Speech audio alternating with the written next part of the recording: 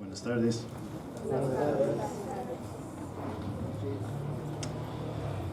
Génesis 3:4. Y la serpiente dijo a la mujer, ciertamente no. Ciertamente no, dijo la serpiente. ¿Dios dijo qué? Dios no está diciendo la verdad, dijo Satanás. De hecho, usted mismo puede ser como Dios. Y así comenzó nuevas religiones, mentiras mezcladas con la verdad. Los pueblos antiguos afirmaron que vinieron de los dioses, ¿no? Que sus antepasados eran dioses. Por supuesto, Adán vino de Dios, ¿verdad? Pero él mismo no era un dios. Verdad mezclada con mentira. Pero los antepasados y los reyes antiguos fueron exaltados como dioses. Lograron grandes cosas, grandes obras, ¿no? Vivieron mucho más tiempo que nosotros. Filosofías se levantaron negando la supremacía del Creador. Los espíritus menores fueron adorados y temidos. La gente se inclinó ante los soles y los planetas. Familias complejas de dioses fueron imaginadas y representadas en roca, metal y madera. Cualquier cosa para evitar la verdad. Hombres y mujeres afirmaron ser profetas, ¿no? Inventando sus propias religiones. El Islam afirmó seguir a Moisés y a Jesús, pero negó sus enseñanzas. Joseph Smith afirmó que había descubierto placas de oro con conocimiento oculto y fundó la Iglesia de Jesucristo de los Santos de los Últimos Días, los mormones. Charles Taze Russell negó las enseñanzas de la Iglesia y afirmó que sabía cuándo vendría el reino de Dios. Y comenzó los testigos de Jehová. Ellen White y los adventistas. Aarón Joaquín González y la luz del mundo. Confusión. Parece que todos tienen su propia idea de quién o qué es Dios, ¿no? Y qué debemos hacer al respecto. Jesús entró en la historia también afirmando decir la verdad de Dios, y el autor del Evangelio de Juan dejan claro que Jesús era del verdadero Dios, el Creador. De hecho, Jesús mismo era el Mesías, ¿no? El Hijo de Dios, es decir, Yahvé, Dios. Juan el apóstol dice, mira, el verbo, la palabra, se hizo carne y habitó entre nosotros y vimos su gloria. Gloria como del unigénito del Padre, lleno de gracia y de verdad. Juan 1:14, ¿no? Somos testigos. Lo que existía desde el principio, lo que hemos oído, lo que hemos visto con nuestros propios ojos, lo que hemos contemplado y lo que han tocado nuestras manos. Esto escribimos acerca del verbo de verdad. Primera de Juan 1:1. Además, había un hombre enviado por Dios también llamado Juan el Bautista. También fue un testigo. Llamó a Jesús el Cordero de Dios que quita el pecado del mundo. Juan 1:29. Algunos de los judíos que eran mismos estudiantes de las escrituras hebreas reconocieron quién era Jesús. Andrés dijo a su hermano Simón, hemos hallado el Mesías, ¿no? No es un concepto nuevo. El Mesías que se había predicho desde el amanecer de los tiempos. Felipe a Natanael, hemos hallado a aquel de quien escribió Moisés en la ley y también los profetas, a Jesús de Nazaret, el hijo de José. Testigos oculares de un milagro en Caná. Testigos de su pasión por la adoración de Dios en el templo. Testigos entre los líderes judíos como Nicodemo. Testigos entre los samaritanos, ¿no? A la mujer samaritana. Vengan, vean a un hombre que me ha dicho todo lo que yo he hecho. ¿No será este el Cristo? Testigos en Galilea. Un inválido que ha sido curado después de 38 años es testigo. y no hablamos de eso la semana pasada. Pero cuando los líderes judíos interrogaron al hombre, notarán que tanto el hombre como el autor del libro de Juan siguen hablando del hombre que sanó, ¿no? Jesús que lo sanó. Y los líderes judíos seguían respondiendo, sí, pero ¿quién te dijo que tomaras tu camilla y caminaras? Ni siquiera querían mencionar la curación. Y no puedes ver esto en la traducción en español, pero la última vez que preguntan, dicen, ¿quién es el hombre que te dijo, toma y anda? En otras palabras, ni siquiera mencionarán la camilla, tal vez porque la camilla misma es evidencia de la curación. La camilla, incluso la camilla que el hombre lleva, es testigo. Y ahora Jesús mismo se defiende ante los judíos. Primero explica quién es, ¿no? Él hace la obra de Dios. Él es el Hijo único de Dios. Él comparte la naturaleza del Padre. Tiene el poder de dar vida a quien desee. Él es el juez de toda la tierra, Jesús mismo. Y sin embargo, se podría argumentar que un loco podría afirmar que es Dios, ¿verdad? Un hombre malvado podría afirmar que es Dios. Jesús, nos acabas de decir que resucitarás a los muertos y los juzgarás. Jesús, ¿dónde está la evidencia? Moisés pide 2 o 3 testigos. ¿Dónde están tus testigos? Juan capítulo 5, versículo 30. Las palabras de Jesús. Yo no puedo hacer nada por iniciativa mía. Como oigo, juzgo, y mi juicio es justo porque no busco mi voluntad, sino la voluntad del que me envió. Esta no es una nueva religión inventada, explica Jesús. No pretendo ser un Dios renegado como muchos de los dioses griegos inmorales, ¿no? Estoy haciendo la voluntad del Padre. Hacemos la misma obra, tenemos el mismo plan eterno. La semana pasada hablamos sobre la asombrosa enseñanza de Jesús sobre la Trinidad, ¿no? 31. Si yo solo doy testimonio de mí mismo, mi testimonio no es verdadero. Esto no quiere decir que Jesús esté mintiendo cuando habla de sí mismo. De hecho, Jesús va a decir en el capítulo 8, aunque yo doy testimonio de mí mismo, mi testimonio es verdadero porque yo sé de dónde he venido y a dónde voy. Soy del cielo, sé quién soy, siempre digo la verdad. Pero ¿qué les está diciendo aquí? Si esto es algo nuevo, una religión diferente, un cambio en el plan eterno de Dios, por supuesto que no deberías creerlo. Si un hombre aparece con algunas ideas nuevas y diferentes sobre Dios, ideas que contradicen la palabra de Dios, no le crea.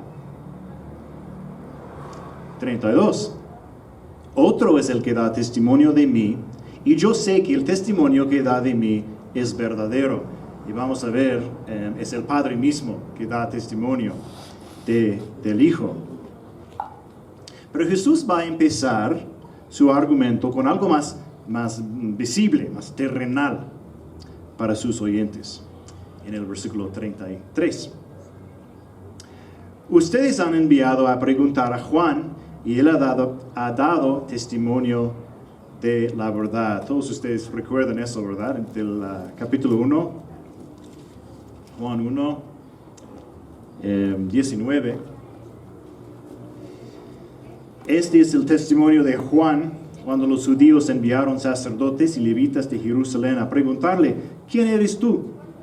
Y él confesó, y no negó, pero confesó, yo no soy el Cristo. Entonces, ¿qué? Le preguntaron, ¿eres Elías? Y él dijo, no lo soy. ¿Eres el profeta? No, respondió Juan. Entonces le preguntaron, ¿quién eres? Ya que tenemos que dar respuesta a los que nos enviaron, ¿qué dices de ti mismo? Juan les respondió, soy la voz del que clama en el desierto, enderecen el camino del Señor, como dijo el profeta Elías. Isaías, gracias. Estoy preparando el camino para el Señor Yahvé, ¿no? Los testigos de Jesús son profetas, como Juan el Bautista, discípulos, como Natanael. Pero Jesús no confía en el testimonio humano. El capítulo 5, 24. Pero el testimonio que yo recibo no es de hombre. Pero digo esto para que ustedes sean salvos. Mira, si te ayuda a escuchar a Juan el Bautista, ver cómo su enseñanza es consistente con las Escrituras, para escuchar sus llamados al arrepentimiento, fantástico. No necesito a Juan para demostrar quién soy, dice Jesús. Pero él es un testigo. 35. Juan el Bautista, era la lámpara que ardía y alumbraba. Y ustedes estaban dispuestos a regocijarse por un tiempo en su luz. Juan es como una pequeña luz temporal. Él no es la luz eterna del mundo como Jesús. Está parpadeando por un tiempo, un verdadero testigo, pero temporal. Ustedes estaban dispuestos a regocijarse por un tiempo en su luz. Fíjate, creo que muchos de los judíos, de los líderes judíos, estaban felices de ver a las personas confesar sus pecados, arrepentirse de sus pecados y recurrir a las Escrituras. Muchos de los sacerdotes y otros líderes eran verdaderos creyentes. Querían una reforma en su nación, ¿no? Querían una verdadera adoración. Pero ahora Jesús no está solo pidiendo arrepentimiento. Está haciendo afirmaciones increíbles sobre sí mismo, ¿no? Y esa es una enseñanza más difícil por ellos. No solo nos está enseñando buenos valores o dándonos consejos por una vida mejor, se está señalando a sí mismo. Juan el Bautista fue un gran profeta, dice Jesús en Mateo 11:11. En verdad les digo que entre los nacidos de mujer no se ha levantado nadie mayor que Juan el Bautista. Era un testigo fiel, no uno de los mejores. Pero bueno, hay otros testigos. 36. Pero el testimonio que yo tengo es mayor que el de Juan, porque las obras que el Padre me ha dado para llevar a cabo, las mismas obras que yo hago, dan testimonio de mí, de que el Padre me ha enviado. ¿Okay? Las obras, ¿verdad? No solo los milagros, todas las obras de Jesús, pero los milagros también, ¿verdad? Cuando leemos las grandes historias de la Biblia, de la historia, a veces olvidamos cuán raros eran los milagros. Hubo siglos sin milagros registrados en absoluto. ¿Sí? Y por supuesto, no estoy hablando de las obras de Dios en los corazones de pecadores. Eso es un gran milagro que vemos regularmente, gracias a Dios por su misericordia. Pero los grandes milagros visibles, físicos y obvios se produjeron más en momentos de la revelación nueva. Cuando se escribieron los primeros 5 libros de la Biblia, por ejemplo, ¿no? El momento del cruce del Mar Rojo, el humo y el fuego del monte Sinaí, el maná del cielo. Tiempos de restauración de la adoración del Dios verdadero, Elías y Eliseo. El momento de la escritura del Nuevo Testamento, ¿no? El agua se convirtió en vino. Curaciones increíbles. El Mesías regresa de entre los muertos. Y vemos personas específicas que hacen milagros, ¿no? Jesús y los apóstoles. Dios hace milagros hoy, creo eso. Pero normalmente no tenemos trabajadores milagrosos como en los días de Jesús y los apóstoles. Por ejemplo, Dios se cura milagrosamente cuando elige, incluso hoy. Pero no tenemos curanderos en los hospitales en Iztapaluca vaciándolos.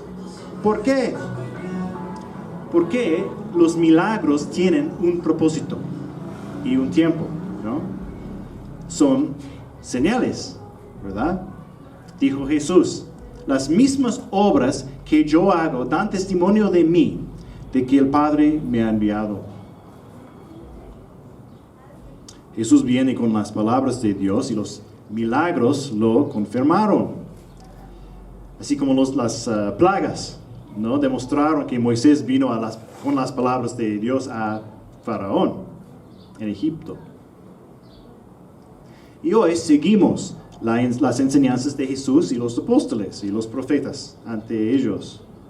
No estamos escribiendo nuevos libros de la Biblia, San Jaime II o algo así, ¿no? Ya tenemos la revelación y esperamos el regreso de Jesús, ¿no? Pero en este tiempo, nadie podía negar las obras de Jesús, ¿sí? Los milagros eran públicos, obvios, físicos. No era una historia en las redes sociales con un video difuso, ¿no? Estaba justo frente a ti, en público, Jesús. No alguien en un servicio de curación que dice, siento que mi cáncer se ha ido y un año después está muerto de cáncer. ¿Sí? Y no leemos de los enemigos de Jesús diciendo que no había milagros. ¿Sí? Atacan la orden de llevar la camilla. Dicen, este no expulsa los demonios, sino por Beelzebú, el príncipe de los demonios. Está usando el poder satánico. Usa brujería, ¿no? Pero no pueden negar lo que están viendo. Esto no es de Satanás, dice Jesús. Hasta ahora mi Padre trabaja y yo también trabajo. Yo no puedo hacer nada por iniciativa mía. Todo lo que hace el Padre, eso también hace el Hijo, de igual manera. Juan el Bautista es un testigo humano. Y Juan fue enviado por Dios, de Dios. Pero testigo número 2, las obras. Jesús hace directamente las obras del Padre. 37. El Padre que me envió, Él ha dado testimonio de mí. Bueno, detengámonos ahí por un momento. ¿Cómo ha sido testigo el Padre? Bueno, envió a Juan el Bautista, ¿verdad?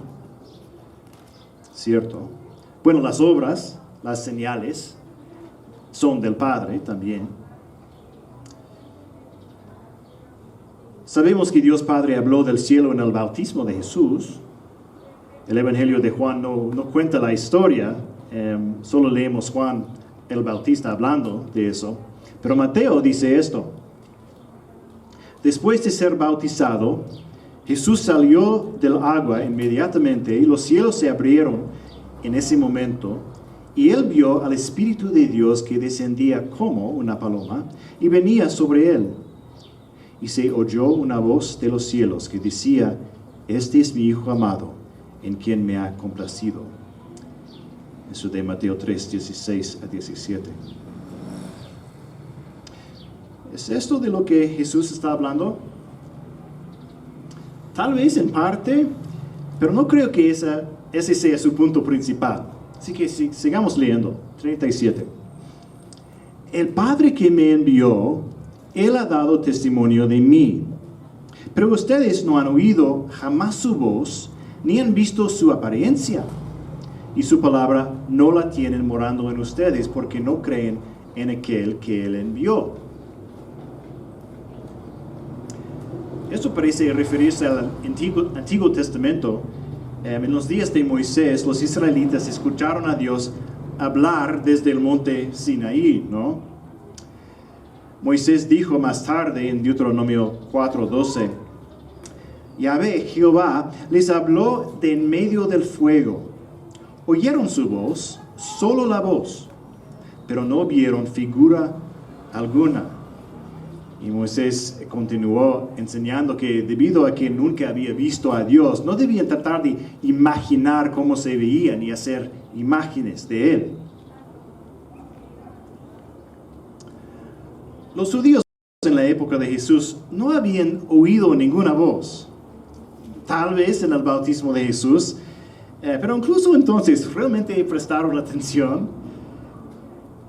No habían visto forma ni figura de Dios.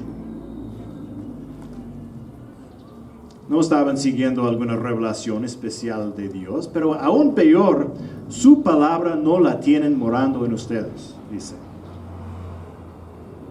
No escucharon una voz del monte Sinaí, no tenían conferencia con Dios y ni siquiera creyeron la palabra de Dios. ¿Cómo sabemos? Porque Jesús dijo, porque no creen en aquel que el Padre envió. Jesús lo está diciendo de nuevo, esta no es una religión nueva. Dios habla en la historia de las páginas de las escrituras hebreas y ustedes no están escuchando.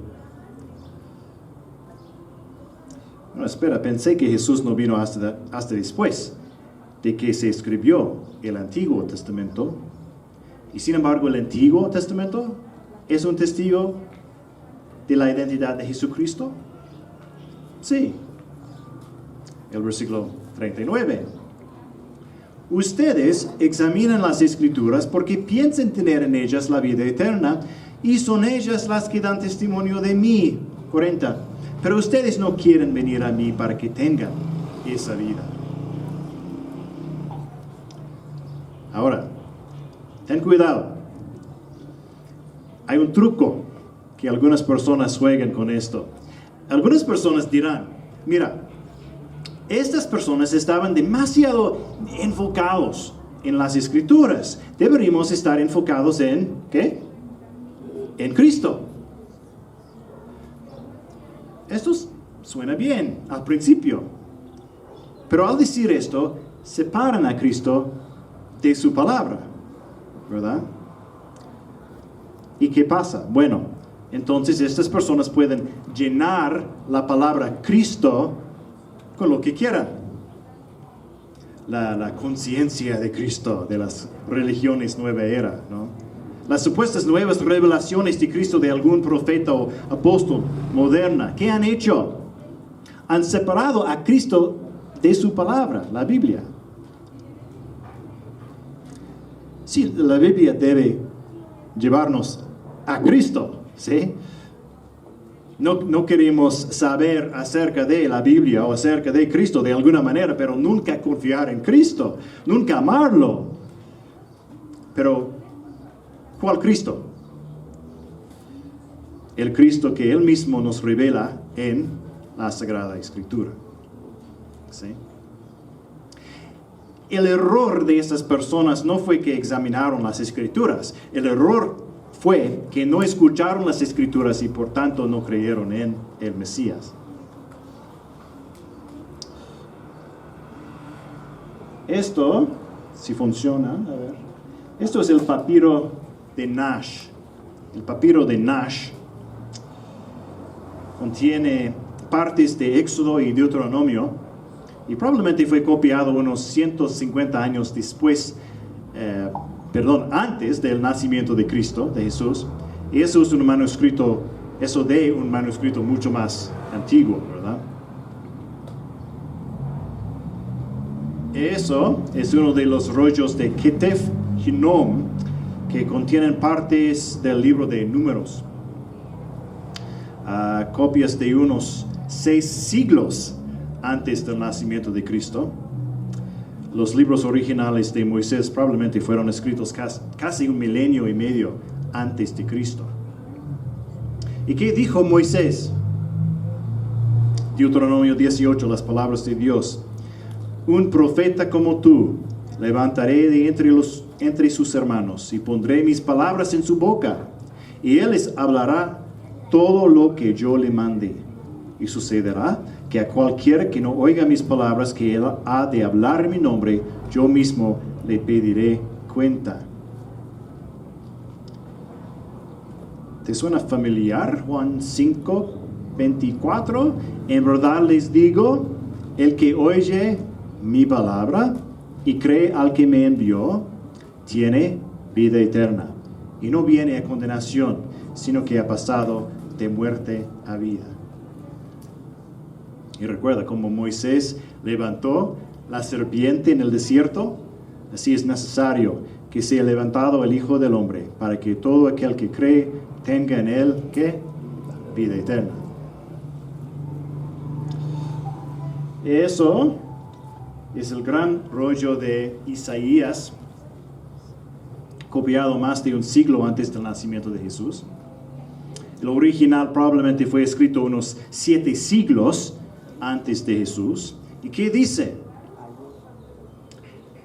Pero él fue herido por nuestras transgresiones, molido por nuestras iniquidades.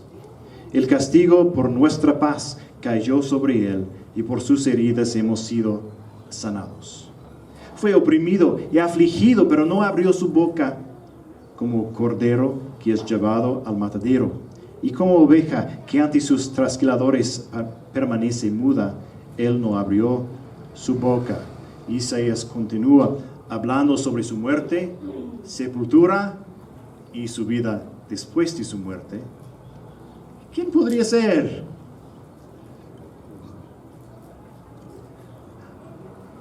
Hay un momento en que te das cuenta de que no se trata de una historia espiritual, religiosa.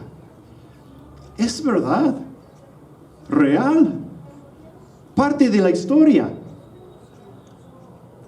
Y por lo tanto, parte del futuro, parte de mi propio futuro, ¿verdad? Su nacimiento en Belén, Miqueas 5:2. La traición de un amigo, Salmo 41:9. Sufrimiento que se parece mucho a la crucifixión, el Salmo 22. Pero esos son detalles. Todo el Antiguo Testamento es la historia de Dios trayendo un Salvador. Los sacrificios apuntan a Él. Los profetas hablan de Él. Toda la historia clama por su venida. Eso es real. Este no es un hombre haciendo afirmaciones imposibles. Este es un hombre que muestra que Él es verdaderamente el Mesías, del que se había hablado en los siglos pasados, en la historia real. Ustedes examinan las Escrituras porque piensan tener en ellas la vida eterna. Y son ellas las que dan testimonio de mí, pero ustedes no quieren venir a mí para que tengan esa vida. Continúa el versículo 41. Yo no recibo gloria de los hombres, pero a ustedes ya los conozco que no tienen el amor de Dios. Yo he venido en nombre de mi Padre, y ustedes no me reciben. Si otro viene en su propio nombre, a ese recibirán. Algunos vienen en su propio nombre, ¿no? Es decir, no hay atestación en las Escrituras, sin evidencia. Pero afirman ser la respuesta a todos nuestros problemas, ¿no? Y muy a menudo la gente los sigue cuando ni siquiera consideran al Señor Jesús. Somos iguales, ¿no? Escucharemos e incluso imitaremos a nuestros favoritos políticos, bandas de música y figuras religiosas. Dijo Jesús mismo, cuídense de no ser engañados, porque muchos vendrán en mi nombre diciendo, yo soy el Cristo y el tiempo está cerca. No lo sigan. Lucas 21:8. Muchos falsos cristos, ¿no? Muchos anticristos. Esto se acumulará en un anticristo final. Segunda de Tesalonicenses 2, 8 a 12 dice: entonces será revelado ese impío, a quien el Señor matará con el espíritu o soplo de su boca, y destruirá con el resplandor de su venida. La venida del impío será conforme a la actividad de Satanás, con todo poder y señales y prodigios mentirosos, y con todo engaño de iniquidad para los que se pierden, porque no recibieron el amor de la verdad para ser salvos. Por esto Dios les enviará un poder engañoso para que crean en la mentira, a fin de que sean juzgados todos los que no creyeron en la verdad, sino que se complacieron en la iniquidad. Cuando nos negamos a creer en la verdad, Dios nos envía a los mentirosos.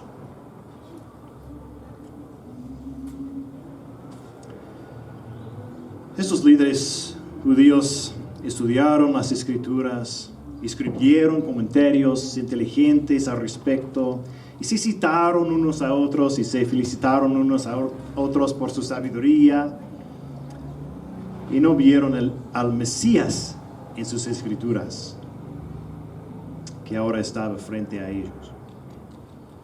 Dice Jesús en el versículo 44, ¿cómo pueden creer cuando reciben gloria los unos de los otros y no buscan la gloria que viene del Dios único?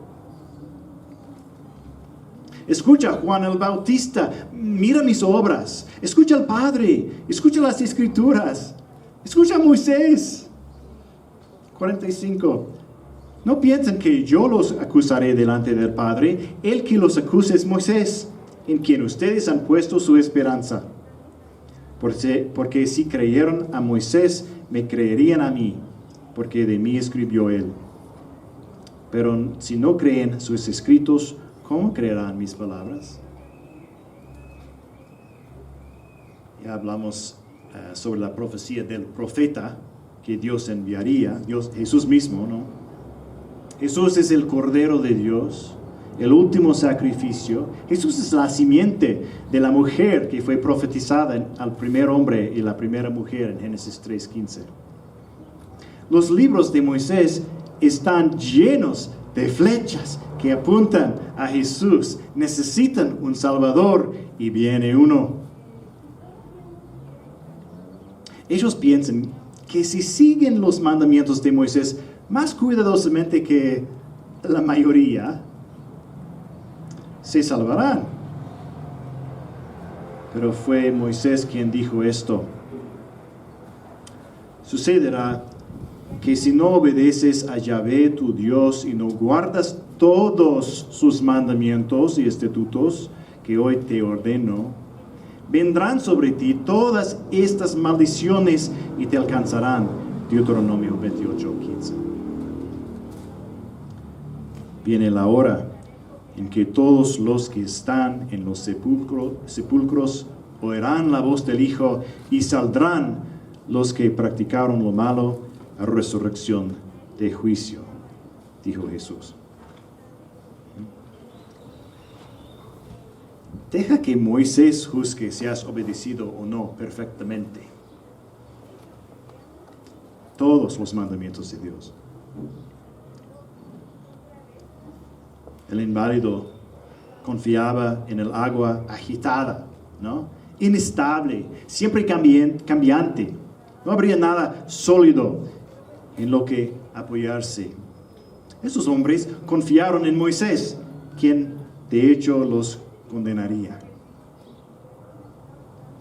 Estaban confiando en su propio acusador. La primera mujer confió en la serpiente, que es un acusador.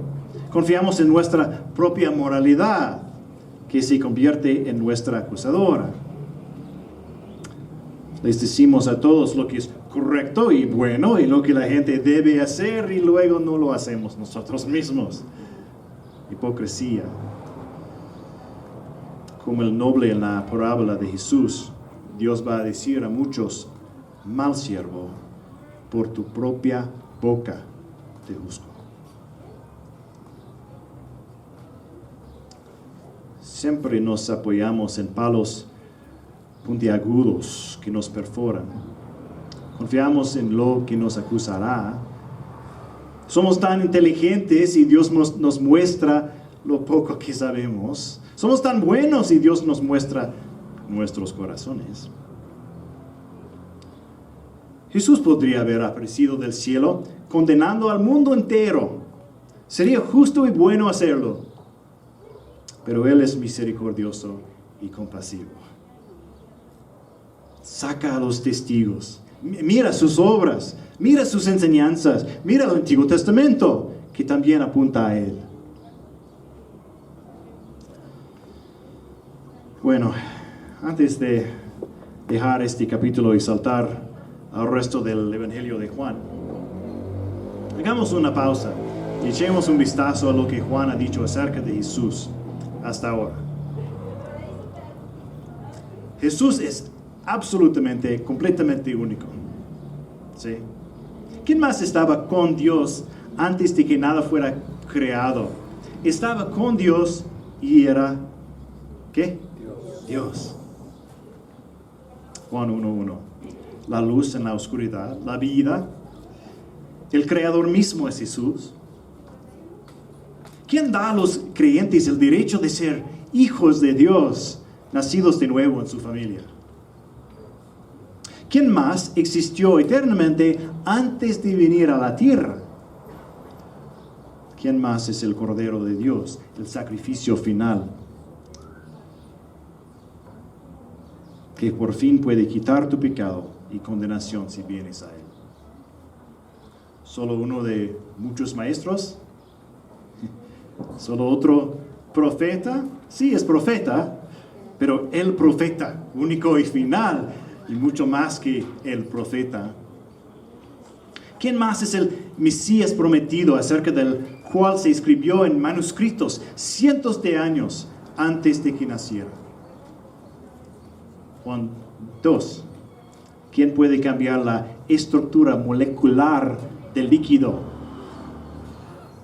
convirtiendo el agua en vino? ¿Quién es más apasionado acerca de cómo adoramos y honramos a Dios? ¿Quién más puede predecir con anticipación que su cuerpo volverá a la vida después de su muerte? Juan 3 y 4 y 5 abrió los ojos de Nicodemo, el maestro de Israel, utilizando las mismas escrituras hebreas. Mostró su conocimiento íntimo de las personas a la mujer samaritana. ¿Quién más puede curar a los enfermos y moribundos con una palabra? Eterno, sabio, compasivo, misericordioso, poderoso. ¿Lo amas? ¿Confías en Él? Él dice que su obra en el universo es constante, compartiendo la naturaleza misma del Padre. Él no es un Dios renegado.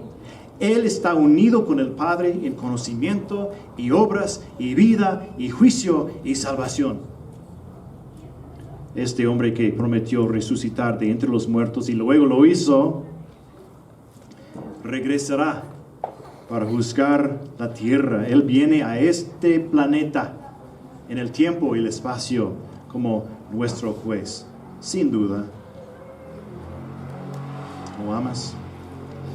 ¿Confías en Él? ¿O confías en un acusador? Simplemente estás confiando en algo que te decepcionará. Estás confiando en algo que es cambiante, ¿no? Inestable, temporal, como aguas agitadas. Solo estamos buscando elogios de otras personas. Nos gustaría que la gente pensara bien de nosotros, ¿no? Pensara que somos inteligentes, bien parecidos, divertidos, buenos trabajadores, buenos en el fútbol, amables, afectuosos. Pero ¿qué importa si Dios nos condena?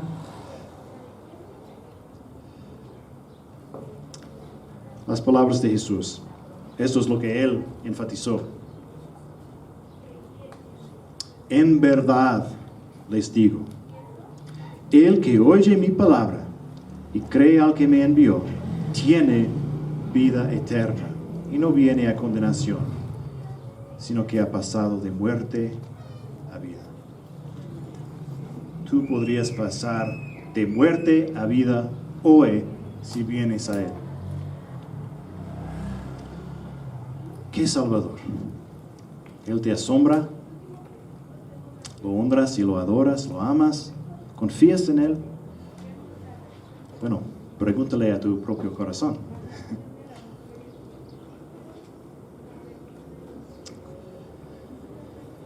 Perdónanos, Padre, cuando toda nuestra vida no está enfocada en conocer y amar al Hijo, el Mesías.